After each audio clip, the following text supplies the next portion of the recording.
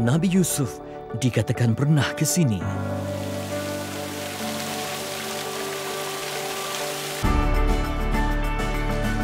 Dan ketika itu Nabi Yusuf alaihissalam sebelumnya telah pun menjadi menteri di Mesir. Kesuburannya mengundang Bani Israel. Bani Israel ketika itu dapat bersama memajukan negara Mesir terutamanya dalam bidang pertanian. Namun, apakah bukti sejarah mereka di sini?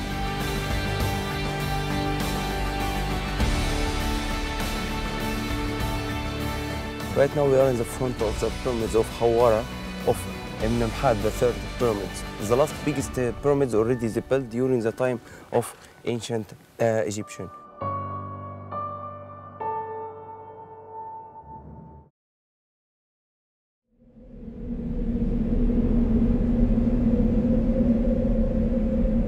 Gurun dan padang pasir mendominasi muka buminya. Selamat pagi.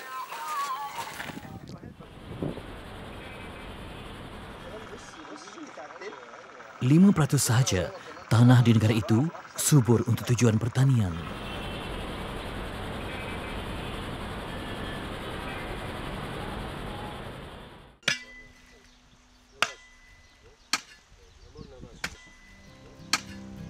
Hanya tanah di sepanjang sungai Nil dan yang berhampiran sungai bersejarah itu sesuai untuk bercucuk tanam. Antara wilayah subur di bumi Mesir itu ialah Fayum.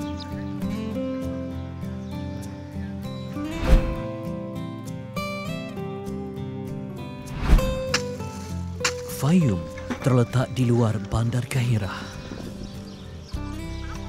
Pertanian sumber pendapatan utamanya. Assalamualaikum. Saya mendekati sebuah keluarga petani di tanah subur itu. Kemesraan mereka melunakkan hati. Namun perbezaan bahasa membataskan perbualan kami. Walau berbeza budaya serta bahasa, kami berkongsi akidah dan sejarah kenabian yang sama.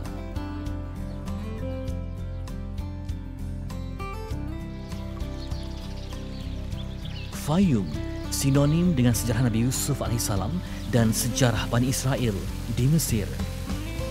Malah, kincir air di Fayum terkenal sebagai kincir air Nabi Yusuf.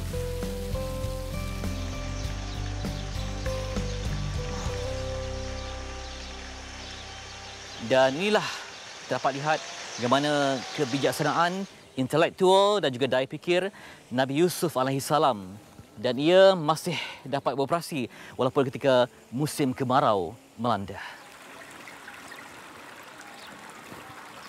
Sejarawan dan para ulama sepakat sejarah Nabi Yusuf alaihissalam berlaku di bumi Mesir. Oleh kerana Mesir ketika itu diperintah oleh seorang Al-Malik, raja yang baik, demikian Nabi Yusuf yang sangat bijaksana dapat bersama memajukan negeri ataupun negara Mesir ketika itu dalam banyak bidang, terutamanya dalam bidang pertanian. Hasil keringat petani Fayum memenuhi keperluan penduduknya. Setiap pagi, ia diperagakan di pasar rakyat. Namun, adakah Nabi Yusuf alaihissalam membina kincir air di wilayah subur itu? Bagaimana pula kaitan baginda dengan sejarah Bani Israel di bumi Mesir?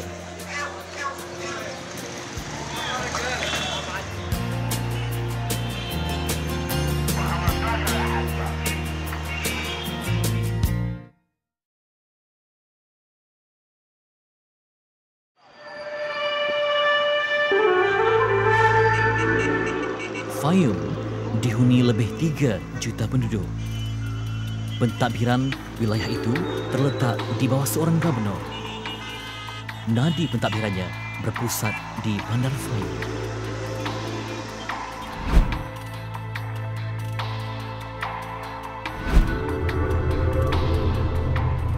Lebih sejam perjalanan menuju Fayum dari Bandar Kahirah.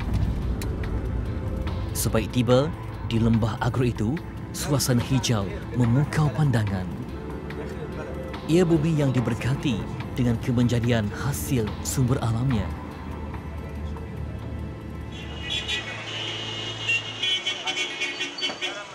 Fayum dikatakan berasal daripada perkataan payum yang bermaksud tasik atau lautan.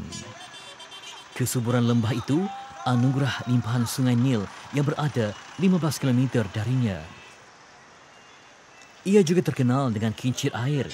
Dikatakan terdapat 200 kincir air diwarisi sejak zaman Mesir Purba lagi. Sejarah silam dan kincir air menjadi tarikan utama dalam premis perniagaan milik seorang warga tempatan. Selfie Cafe, restoran tersohor di Bandar Fayum. It's the most famous place in Fayum town. We have water wheels. It's a place for everybody to come and spend some time in this place. As you see, it's a very good place in Fayum. It's the most important and most large place in Fayum. How many wheels actually in Fayum? In here we have 4, but I think there is 22 or 23 in Fayum. I'm not sure, but Still as this? just like this. Oh, okay.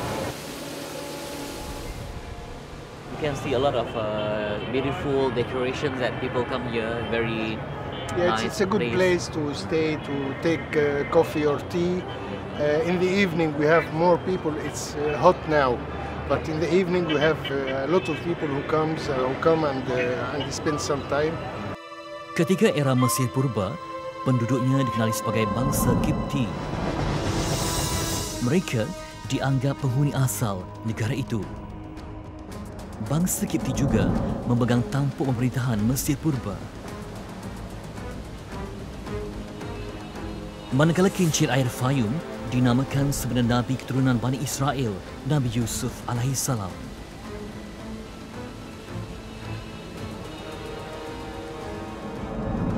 Tetapi Bani Israel bukan penduduk asal Mesir.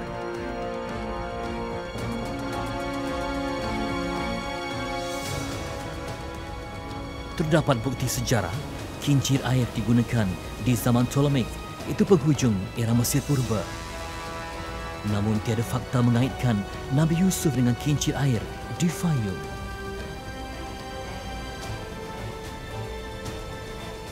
Nabi Yusuf alaihi salam pada asalnya dibeli oleh seorang menteri yang bernama Al-Aziz, dan menteri itu disebut sebagai namanya Qutfir.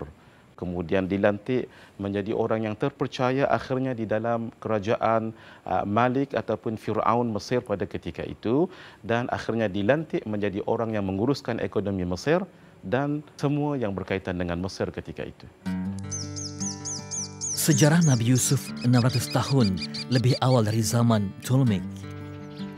Pada usia kanak-kanak lagi, Nabi Yusuf telah dijual sebagai hamba kepada bangsawan Mesir.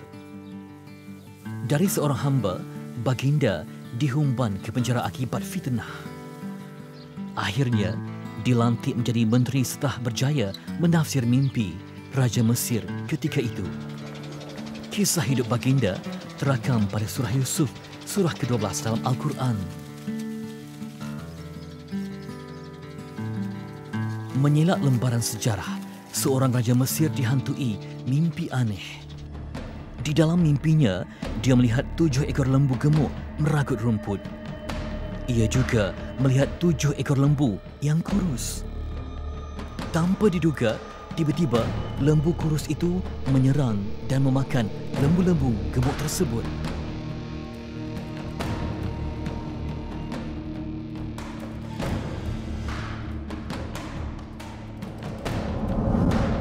Raja itu terjaga, merasa cemas dan hairan dengan mimpinya.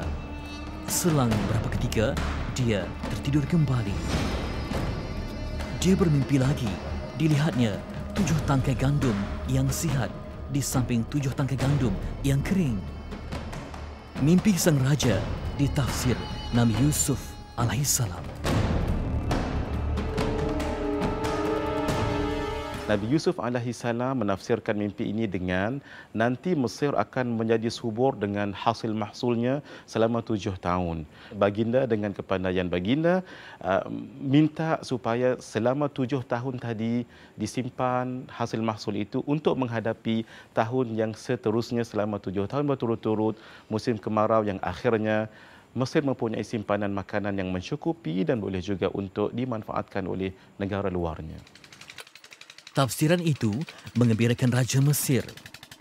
Nabi Yusuf dibebaskan dari penjara dan dilantik sebagai menteri mengurus selia ekonomi, terutamanya pertanian. Takdir Allah terlaksana di Mesir. Selepas 7 tahun yang subur, 7 tahun berikutnya dicengkam kemarau. Berkat perancangan Nabi Yusuf, bekalan makanan tidak terputus. Kesuburan Mesir dikaitkan dengan sistem pengairan Nabi Yusuf AS ketika itu.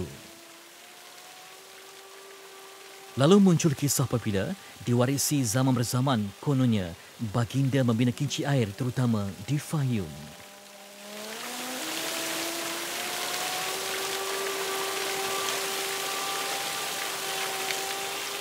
Di kampung ini saya temui 4 lagi kincir air. 2 telah pun rosak, 1 bagaikan tak berfungsi dan 1 masih kekal beroperasi. Dan dapat kita lihat fungsinya di mana kincir air ini membawa air dari sungai bagaikan diangkut oleh roda, kemudian ditumpahkan ke kawasan seperti terusan kecil dan akhirnya terus sebagai sebuah parit yang membawa air berkenaan ke kawasan persawahan ataupun tempat tanam-tanaman. Dan inilah dapat lihat bagaimana kebijaksanaan, intelektual dan juga daya fikir Nabi Yusuf alaihissalam, dan ia masih dapat beroperasi walaupun ketika musim kemarau melanda. Begitulah kisah popular menurut warga tempatan.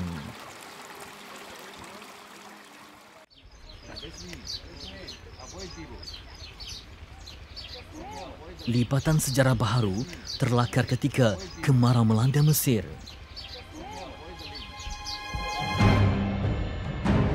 Sejarah itu melatari konflik antara bangsa Kipti di Mesir dan kaum Bani Israel dari Palestin selepas zaman Nabi Yusuf alaihissalam.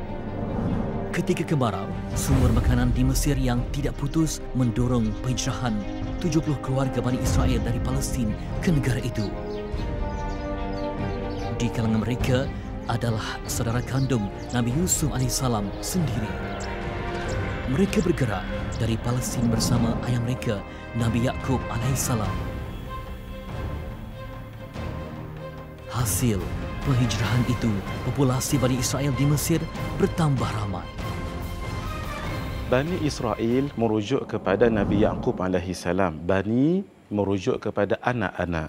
Dan Israel merujuk kepada Nabi Yaqub alaihissalam, bermakna anak-anak Nabi Yaqub. Nabi Yaqub mempunyai 12 orang anak.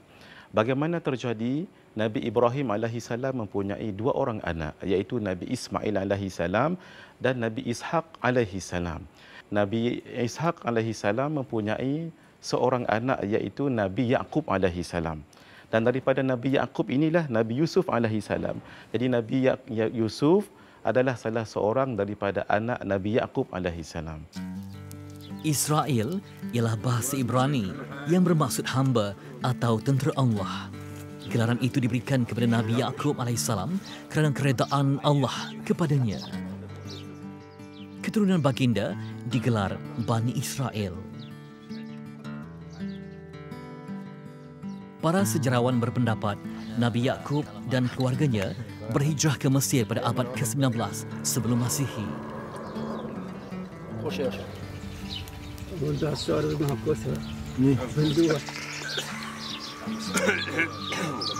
Manis. Hari ini, tiada lagi kaum Bani Israel di Mesir. Mereka dibawa keluar selepas zaman Nabi Yusuf alaihissalam.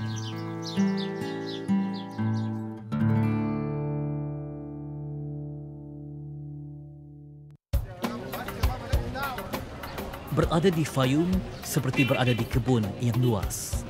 Apatah lagi jika dapat ke pasarnya. Tak jemu mata memandang sejumlah makanan dan menghidu aroma membangkitkan selera. Lumrah pengembara memerhati dan merasa itu satu kebahagiaan. Ikutkan hati, semua mahu dicuba. Namun, itu bukan matlamat kembara kami. Tetapi, hati yang begitu kuat untuk merasai kushari, menu Mesir yang laris sepanjang tahun.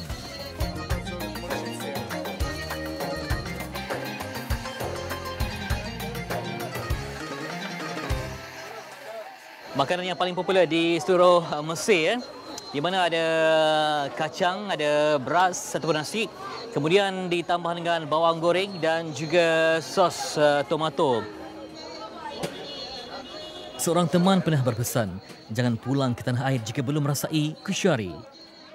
Alhamdulillah, makanan ini cukup lazat.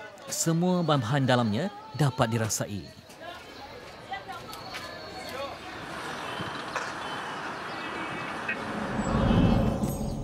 Tinggalan sejarah 11 km dari Bandar Fayum menguatkan kisah Nabi Yusuf di wilayah itu.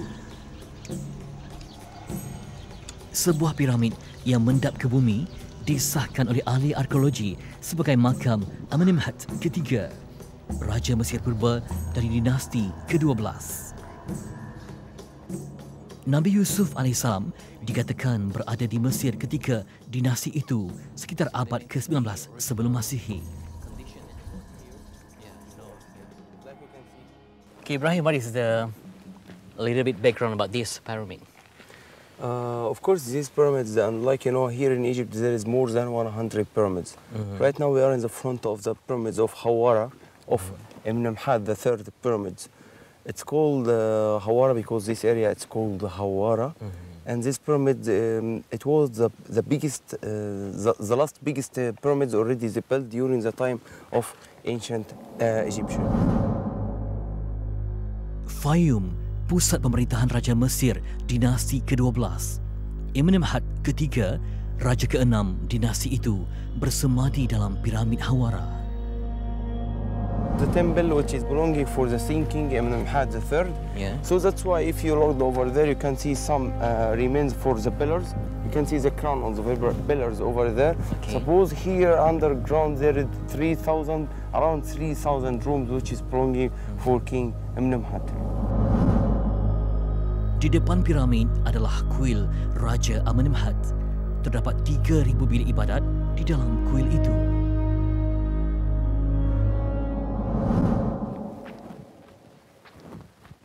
Ini ialah sisi utama bagi piramid Hawara yang terdapat di Fayum ini. Difahamkan ia dulu lebih tinggi, sekitar 58 meter. Dan kini nampaknya semakin mendap ke bawah, dianggarkan sekitar 20 meter. Disebabkan faktor perubahan zaman, faktor cuaca dan juga faktor air yang berada di bawah. Pernah ada usaha untuk menggali, melihat apa yang ada dalam ataupun di bawah piramid ini, namun dihentikan kerana faktor mendapan dan juga faktor air yang kuat di bahagian bawah piramid ini. Fayum, sebuah oasis subur 15 km dari Sungai Nil. Oleh itu, mendapan tanah tidak dapat dielakkan.